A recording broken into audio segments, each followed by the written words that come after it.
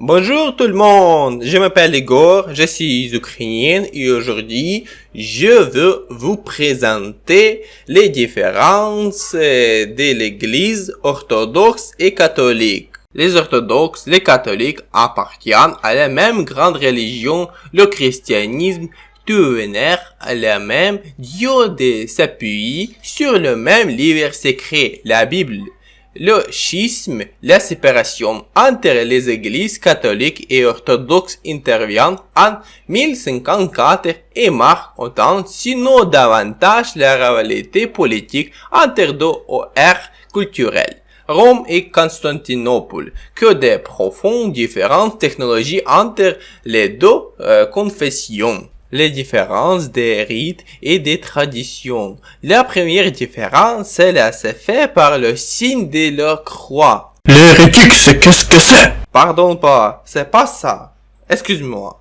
En Ukraine, il y a une fête Épiphanie. Comment cela se passe-t-il? Cette fête est le 19 janvier, autrement dit. C'est l'hiver, le froid, la neige, etc. Il fait très froid en Ukraine pendant cette période. Mais des choses très étranges se produisent. Je vais vous expliquer maintenant. 18 janvier, Ukrainien ordinaire. Très froid, je dois augmenter le chauffage. Rien de nouveau, c'est normal comme tout le monde. 19 janvier, tous les Ukrainiens courent nager dans la rivière dans le froid. Non, c'est pas une pandémie. Ce ne sont pas des fous, ce sont des Ukrainiens ordinaires qui célèbrent cette fête. Ce sont nos traditions. Pendant le baptême, vous devez nager dans l'eau. C'est contre les péchés, peut-être, je pense. Les orthodoxes font le signe de croix avec les 3 doigts de la main droit et en touche le front, la poitrine, l'épaule droit, puis l'épaule gauche. Pendant la liturgie, les catholiques prient debout ou à genoux, alors que les orthodoxes restent debout ou assis.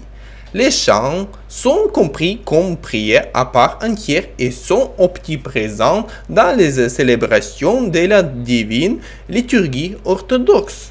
Les icônes sont au cœur de la religion orthodoxe et on voit dans les églises grecques les fidèles effectuer des gestes de dévolution en leur l'honneur. Ces icônes sont un symbole de l'on vénère et non des idoles, à l'univers de l'ordination qui est due à Dieu seul. A contrario, les statues ne sont normalement pas tolérées dans les églises orthodoxes. Pour l'Eucharistie, les orthodoxes fidèles à la tradition utilisent un pain fermenté alors que les catholiques utilisent le pain azime, sans levain. Nous connaissons tous les baptêmes d'eau. Pour les catholiques, c'est passé calme. Si les églises catholiques pratiquent essentiellement le baptême par effusion, l'eau est versée sur le front de la personne. L'église orthodoxe baptise par impression totale du corps. Parfois, il me semble que c'est un rituel de survie. Cela aide à sélectionner les personnes les plus fortes et à détruire les plus faibles.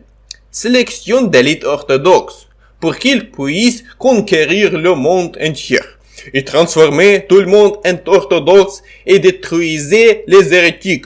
Des nouveaux soldats pour la guerre. En vraiment, c'est une blague, c'est tout. Ce sont des traditions ordinaires. L'Église catholique utilise le calendrier grégorien, alors que c'est le calendrier julien qui prend encore chez une partie des orthodoxes.